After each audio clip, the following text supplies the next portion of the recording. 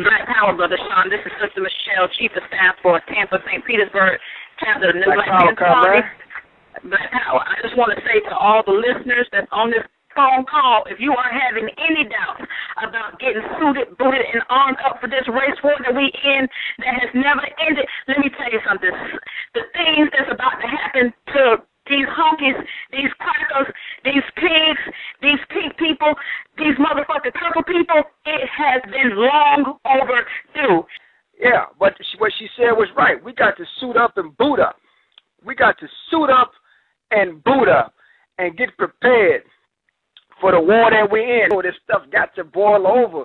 And all your greats talked about there having to be bloodshed involved with revolution. True revolution means some bloodshed. So there's blood being spilled because there's a new life that is beyond this bloodshed.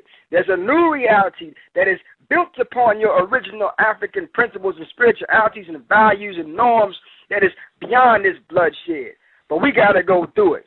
And as the scriptures say, you got to cross, and we're going to have to cross the Red Sea. You're going to have to cross the Red Sea. I know y'all thought it was talking about some sea in some Middle Eastern part of the world. Hell no.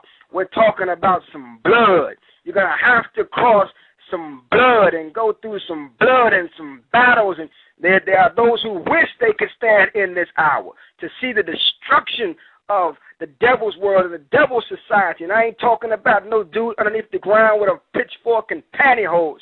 I'm talking about that blonde-haired, blue-eyed, sometimes brown-eyed Caucasian walking around with a mindset, a demonistic mindset, and the nature to do evil and brutality.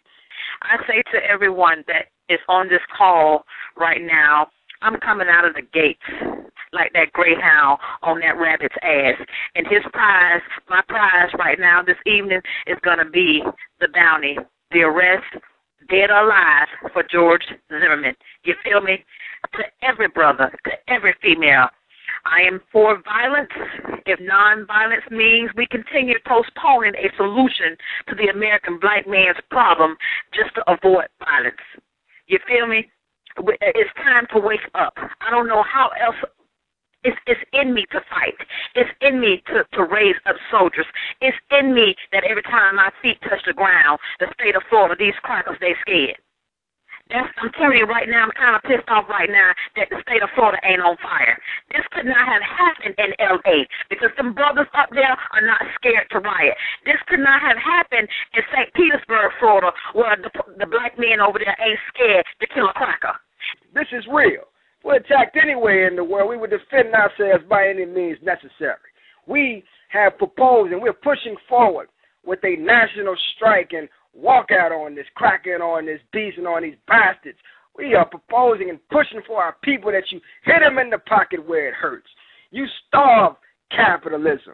Since this racism that's being perpetuated and this brutality that's being perpetuated and this murder that's being perpetuated is built on the table legs of capitalism, you got to starve capitalism.